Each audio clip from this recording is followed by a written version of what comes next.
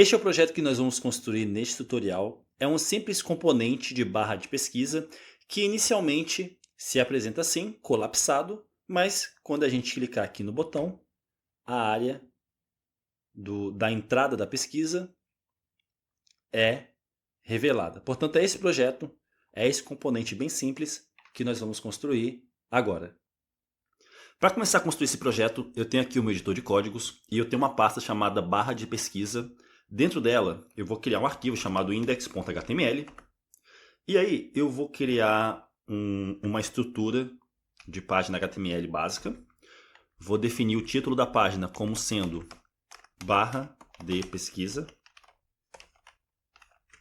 E aí, aqui dentro do body, nós teremos poucos elementos. Nós teremos uma div com a classe pesquisa. Dentro dessa div, nós teremos um input do tipo texto. A classe vai ser entrada e o texto substituto, para quando o input não tiver conteúdo nenhum, vai ser pesquisar com 3 pontinhos. Embaixo desse input, nós teremos um elemento button, botão, com a classe botão. E dentro do botão nós teremos um ícone. E aí a classe aqui vai ser um ícone da biblioteca Font Awesome. Portanto, eu vou digitar aqui, ó, FAS espaço FA Search. FA Search é o ícone de lupa, que normalmente representa um componente de pesquisa, né? Vou salvar esse arquivo. Vou clicar aqui em Go Live para ativar a extensão Live Server. E aí vai ser aberto esse navegador. Eu vou pegar aqui o endereço. Vou abrir aqui no meu outro navegador.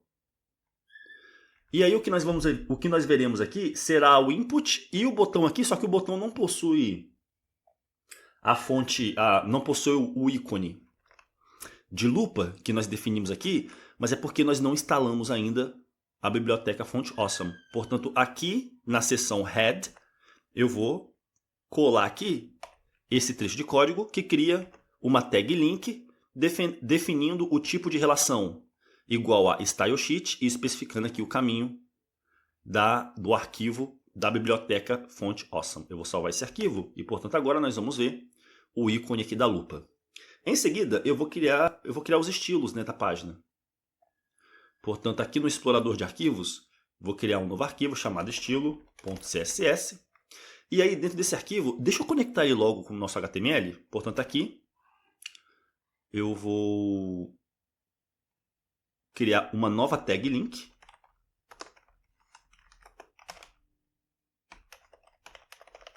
Especificando que o arquivo que eu quero conectar se chama estilo.css. Eu vou salvar. E aí, vamos começar a definir os estilos. Primeiramente, eu vou importar a fonte Roboto.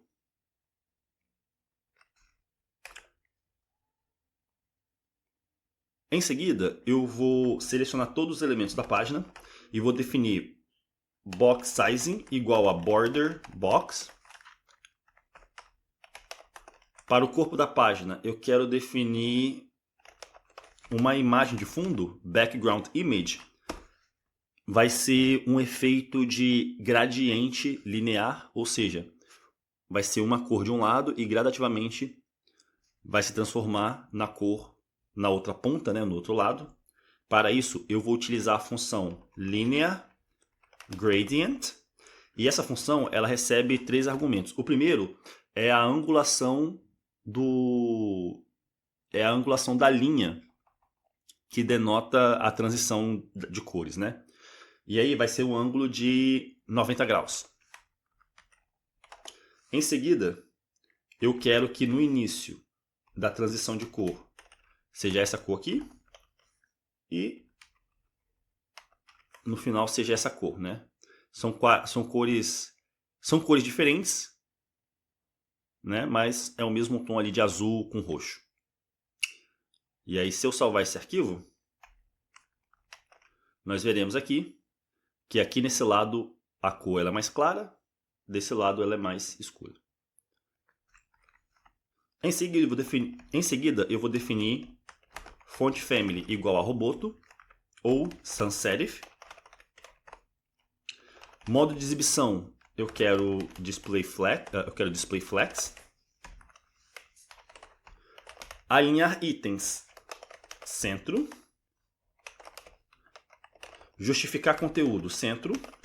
E eu quero altura, height, igual a 100% a altura da tela do usuário. E agora, quando eu salvar esse arquivo, nós veremos a barra de pesquisa centralizada aqui por conta destas regras de estilo aqui, ó, referentes ao modo de exibição flexível e centralizado.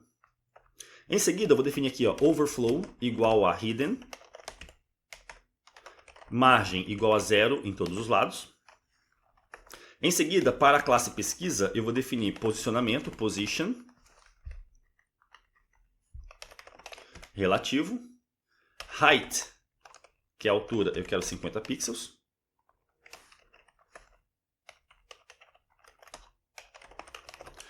Para a classe entrada, que estiver dentro de um elemento com a classe pesquisa, é isso o que essa regra de seleção está selecionando, eu vou especificar aqui cor de fundo igual a branco. Borda eu quero nenhuma, portanto 0. Tamanho da fonte eu quero 18 pixels. Padding eu quero 15 pixels. Altura eu quero 50 pixels. E largura eu quero 50 pixels. E por fim, eu quero definir uma transição para os efeitos. E aí o efeito que eu quero definir a transição vai ser a propriedade que eu quero definir uma transição de efeito, vai ser a propriedade width, que representa a largura, né? E a gente está criando isso, a gente está criando essa transição de efeito, transição de propriedade, né? Porque é a propriedade largura aqui da barra, aqui do input, né? Da entrada de dados, é a largura que vai definir a largura como sendo 0 ou como sendo, sei lá, 100, que vai definir, 50 no caso, né? Que vai definir a funcionalidade de esconder ou revelar a barra de pesquisa. E aí, para essa propriedade width, que é a largura, eu quero uma transição que dure 0.3 segundos e seja uma transição do tipo easy. Em seguida, para a classe botão, deixa eu salvar isso aqui. Para a classe botão, eu quero cor de fundo, background color, igual a branco. Borda eu quero 0. Cursor eu quero ponteiro. Tamanho da fonte eu quero 24 pixels. Posicionamento eu quero absolute. Distância do topo eu quero 0 pixels. Distância da esquerda eu quero 0 pixels. Altura eu quero 50 pixels. Largura eu quero 50 pixels. E eu vou aplicar aqui um efeito de transição para a propriedade transform. Vai durar 0.3 segundos e vai ser uma transição do tipo easy.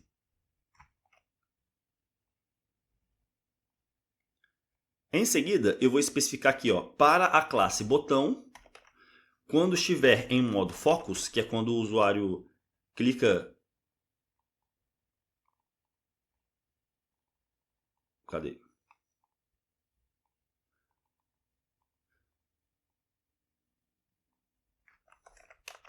O modo focus é quando o usuário clica em um componente e aí ele fica com essa borda extra aqui, indicando que o componente está focado, né? Isso vale para inputs, vale para botões também. E aí eu vou definir aqui, ó, para a classe... Oh, peraí. Para a classe botão em modo focus e para a classe entrada em modo focus, eu quero outline igual a none. E aí quando o elemento estiver em modo focus, por exemplo, quando eu clicar no input, ele não mais ficará com aquela borda extra aqui nas extremidades. Em seguida, para a classe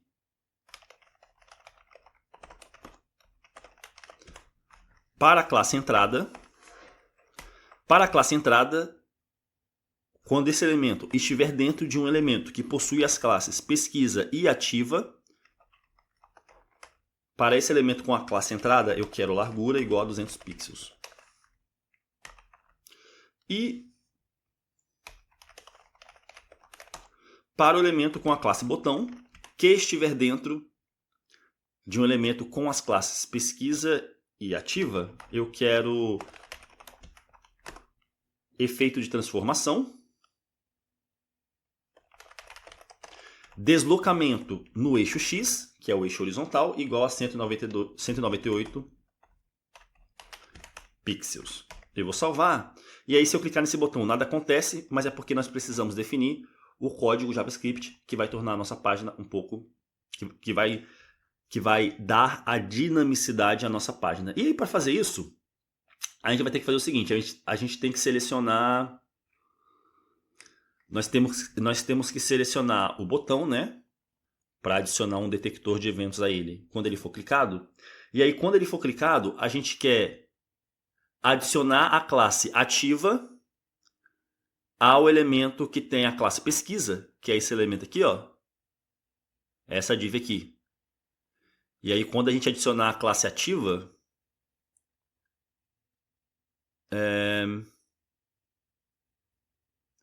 a entrada, que é o input, vai ficar com 200 pixels de largura, ao invés de 50, né? Então ele vai expandir. E o botão ele vai ficar aqui com deslocamento para a direita, né? Deslocamento no eixo X para a direita igual a 198 pixels. 198 porque o input vai ter 200, né? Então para o botão ficar posicionado do lado, a gente vai colocar aqui 198. Portanto, eu vou criar aqui um arquivo chamado script.js. E aí, vamos selecionar os elementos que a gente precisa. Primeiramente, eu vou selecionar o elemento com a classe pesquisa. Vou atribuir a uma constante chamada pesquisa.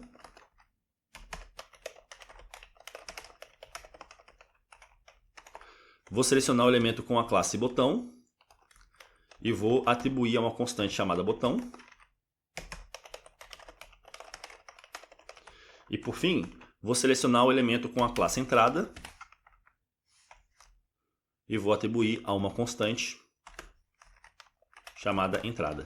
E aí o que a gente quer fazer é o seguinte, a gente quer adicionar um detector de eventos ao elemento botão para detectar o evento clique. E aí quando esse evento clique for detectado, nós queremos selecionar o elemento pesquisa e alternar a classe ativa. Ou seja, se a classe ativa está no elemento pesquisa, se a classe ativa está, a gente vai remover. Se ela não está, nós vamos adicionar.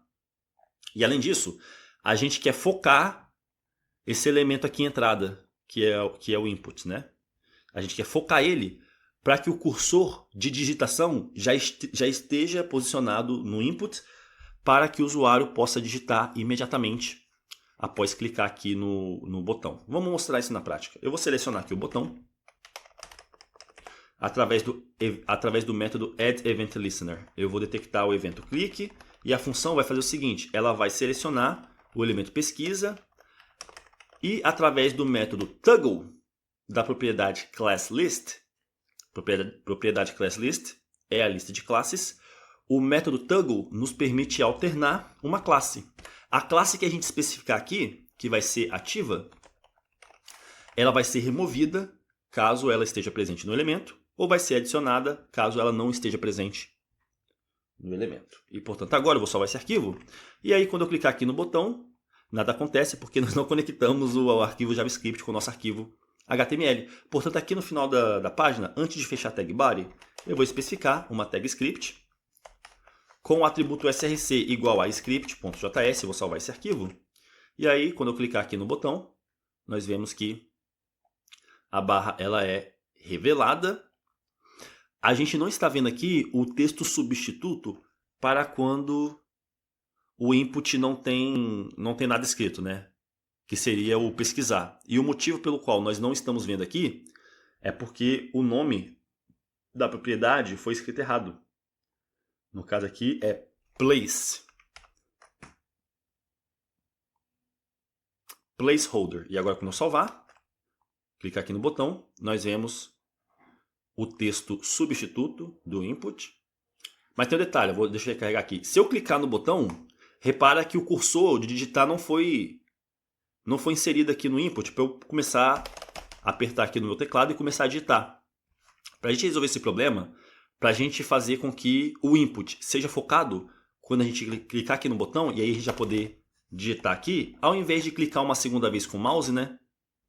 Se eu clicar aqui no botão para expandir a barra de pesquisa, eu tenho que clicar uma segunda vez na barra de pesquisa para poder digitar.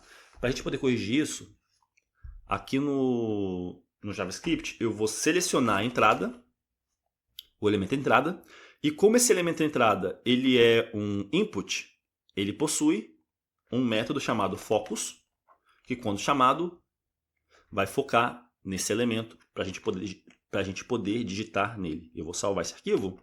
Vamos cruzar os dedos para desejar que o nosso código funcione. Eu vou clicar aqui e quando eu clicar, repare que o cursor já está piscando aqui no input para que a gente possa digitar. Deixa eu testar de novo. Exatamente, eu não preciso clicar uma segunda vez no input de pesquisa. E o que torna o nosso componente e o que atribui ao nosso componente esse efeito de expansão é a propriedade, essa propriedade aqui, ó, transition, propriedade de transição, para a propriedade width, que é a largura. Se eu comentar essa linha de código aqui, repara que é repentino, né? O aumento de tamanho do input, ele é repentino, mas com essa regra aqui de transição para a largura, ele altera a sua largura de 50